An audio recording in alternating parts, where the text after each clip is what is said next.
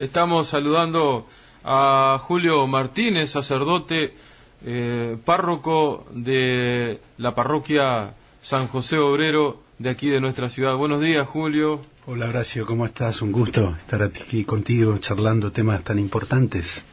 Bueno, muchas gracias, Julio, por estar. Queremos saber la posición que maneja la Iglesia con respecto a la negativa de que, bueno, lo que ha sucedido en el Senado finalmente, de la aprobación o de la despenalización de la práctica abortiva en nuestro país, ¿no? La Iglesia ha tenido, digamos, una fuerte intervención y una fuerte impronta en defensa de ese concepto que es la vida, ¿no? Uh-huh. Bueno, fundamentalmente la Iglesia, especialmente en estos últimos siglos donde hay más claridad científica, ¿no? Ha sido muy terminante respecto a este principio fundamental que es la vida. O sea, la vida es inviolable, es el primer derecho, el primer derecho de los niños es a la vida. Está en la Convención de los Derechos del Niño.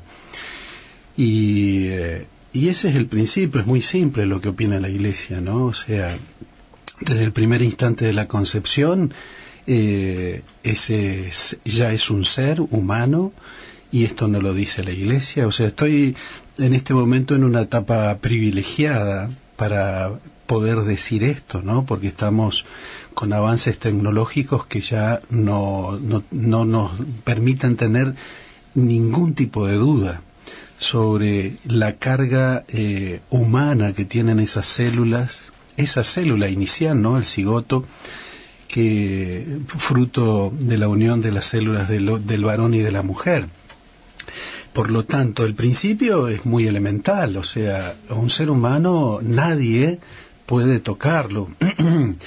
Vos fíjate que estas discusiones, salvando las distancias, voy a poner un ejemplo bastante duro, pero que puede traer polémica, y la ha traído, pero los distintos regímenes autoritarios, por decir uno como el nazismo, también planteaba que había que liquidar, ¿no?, determinados tipos de seres humanos, y se creían con derecho a hacerlo.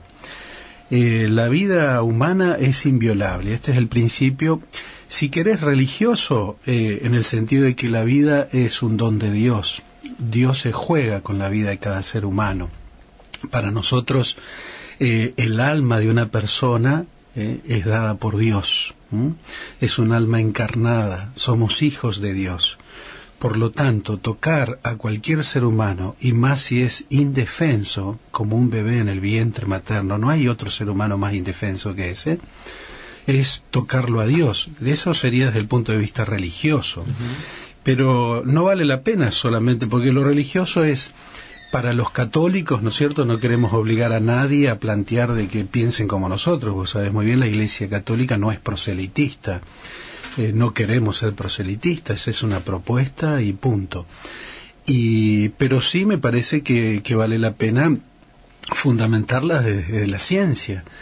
Y Tabaré Vázquez, como recién lo recordabas, y gran cantidad de médicos, médicos sanduceros han ido a los diputados a fundamentar justamente desde la ciencia la inviolabilidad de la vida humana. O sea que me parece que es muy elemental esto, Horacio, y muy sencillo de argumentar.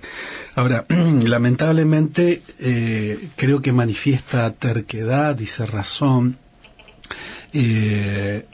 por ejemplo, el nuevo planteo que se ha hecho, que lo he escuchado, de incorporar el concepto de que ese ser que está en gestación no es persona, ¿no? O sea, eso te manifiesta es una cuestión jurídica, ¿verdad? Claro, pero entonces, desde la ciencia, lo que yo he escuchado muchísimas veces, un ser humano se termina de desarrollar entre los 20 y 25 años aproximadamente. Por lo tanto, no es persona porque no se terminó de desarrollar, solamente te hace persona libre albedrío. O sea que un niño de 6, 7 años que no tiene todavía pleno albedrío no es persona. Realmente es una locura las argumentaciones que son propias de alguien que directamente quiere matar a un niño. Por supuesto, es una situación dramática la de los embarazos no deseados, especialmente en determinados ámbitos. Pero sorprendentemente... ¿Y qué hacer ahí entonces, Julio, en esa situación? ¿Cómo afrontar eso? Bueno, sobre todo desde la perspectiva de la decisión humana, desde la mujer, ¿no? Sí, sí.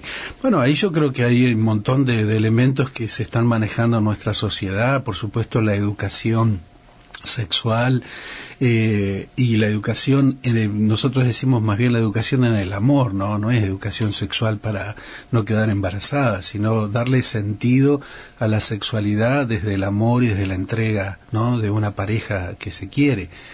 El libertinaje sexual evidentemente que nos lleva a este tipo de cosas y peores, ¿no?, que nuestra sociedad está pagando muy caro, nuestras familias están pagando muy caro no estar atentos a estos principios. Y yo, Horacio, creo, por supuesto no tengo toda la solución ahora, valdría la pena pensarlo fuertemente y creo que se lo está haciendo a todo nivel. Nosotros, concretamente en la parroquia, tú lo sabes, ¿no? Hemos apostado a los CAIF, tenemos más de 500 niños en nuestros 3 CAIF, justamente para... desde ese plan maravilloso que es Plan CAIF, orgullo de Uruguay en el mundo, y que sigue creciendo y se sigue profesionalizando, nosotros nos hemos sumado y estamos acompañando a las madres desde el embarazo, ¿no?, con equipos multidisciplinares, con contención, con alimentación, y hacemos lo que podemos, por supuesto con convenios con el Estado, ¿no?, con INDA y con INAU. Pero una sociedad que tiene tantas capacidades como la sociedad uruguaya, hay un montón de recursos, no solamente científicos, sino humanos. Nuestra gente es formidable. Le podemos encontrar la vuelta. Por ejemplo, facilitar las adopciones, ¿no? Hay muchas trabas para la adopción, muchos problemas. Hay un montón de parejas que no pueden tener niños y les cuesta años poder conseguir un niño para adoptar. Las condiciones de los hogares de niños del INAU, el acompañamiento de las embarazadas, que el Estado realmente está haciendo un esfuerzo importante, ¿no? Y depende también de la responsabilidad de los que trabajamos en eso, ¿no? Que también esa es otra, no solamente ir a cobrar el sueldo. Ayer en el 15 aniversario de nuestro CAIF se lo decía a la gente, ¿no? O sea, no tenemos que trascender, que no digo que no sea importante ir a trabajar por el sueldo, sino tomar conciencia que estamos construyendo una sociedad nueva, ¿no? Y a mí me parece que todo lo que podamos hacer por los niños y por las madres es fundamental, y una sociedad que viva en función de los valores y no en función de lo que tenga ganas, ¿no? Tengo ganas porque eso es de adolescentes o de niños.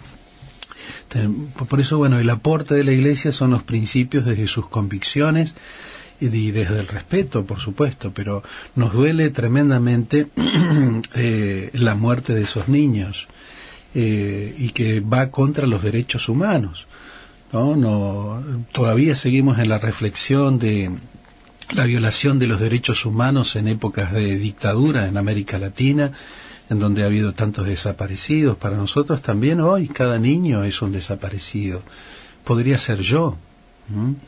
Ahora, Julio, también es justo decir que en todas estas problemáticas la Iglesia no ha tenido una única actitud o una coherencia, digamos, ¿no? Así como ha habido quienes se han realmente jugado por todos los temas que tienen que ver con los derechos humanos, más allá de las fronteras políticas, también la Iglesia ha tenido actitudes que han acompañado, digamos, esos procesos de autoritarismo. Y entonces yo te pregunto, ¿considerás que la Iglesia hoy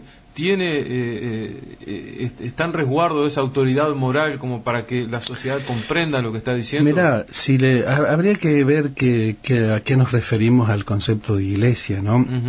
Nos vamos un poquito del tema del aborto, pero te digo como argentino, yo he tenido compañeros sacerdotes que han sido capellanes militares y compañeros sacerdotes que han muerto en Tucumán en la subversión, en la guerrilla, ¿no? En el Herbo, en Montoneros, ¿Y cuál de los dos es la Iglesia? ¿No? Ninguno de los dos. La Iglesia se expide fundamentalmente a través de sus documentos, ¿no? Ahí es donde vos decís, esto es lo que la Iglesia piensa realmente. Y eso te habla también de la libertad muchas veces, que nos lleva a equivocaciones que tenemos los miembros de la Iglesia. Por eso a veces decimos la Iglesia porque habló un cura, ¿no? O porque un cura no se jugó por determinada situación. Es una institución que es difícil que en bloque todos opinen lo mismo. Pero cuando decimos Iglesia, nosotros decimos, bueno, la Iglesia se expide a través de los documentos, y los documentos de la Conferencia Episcopal han sido terminantes. Nuestro obispo aquí de Salto, Monseñor Mendiaraz, fue perseguido, ¿no? Y tuvo que exiliarse, y nuestra diócesis, muchísimos sacerdotes tuvieron que afrontar cosas muy terribles de persecución. Los otros días estaba hablando con un sacerdote italiano que no es de aquí, que me vino a visitar, y todavía tiene secuelas psicológicas de la persecución. O sea, y no simplemente por haberse comprometido con los pobres y haber tratado de hablar por aquellos compañeros que estaban encarcelados o perseguidos, ¿no? O sea, viste que cuando hablamos de iglesia, digo, bueno, ¿a qué iglesia nos referimos, no? ¿Algún caso que no se jugó, no? Que hasta pudo llegar a pensar acorde a la represión del Estado, ¿no?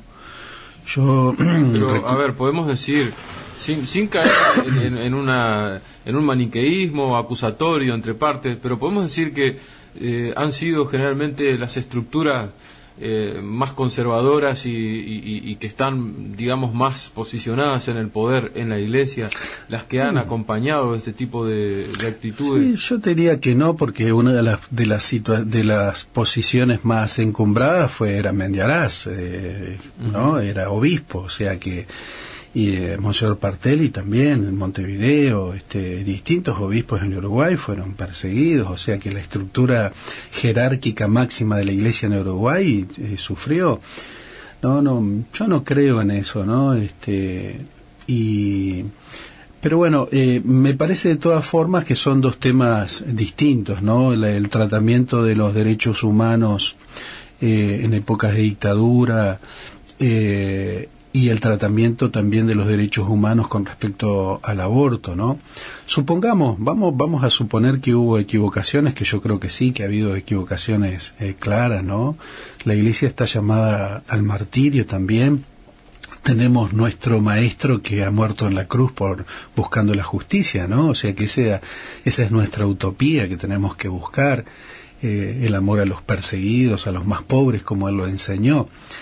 Y por lo tanto me parece que hoy tenemos que tener esta actitud. Supongamos que nos equivocamos o algunos miembros de la Iglesia se equivocaron, hoy no nos podemos equivocar y tenemos que hablar, tenemos que defender, ¿no? Más allá de nuestros límites, porque hablar de la verdad no nos hace impecables, ¿no? No nos hace perfectos, que eso también tenemos que tenerlo en cuenta, ¿no?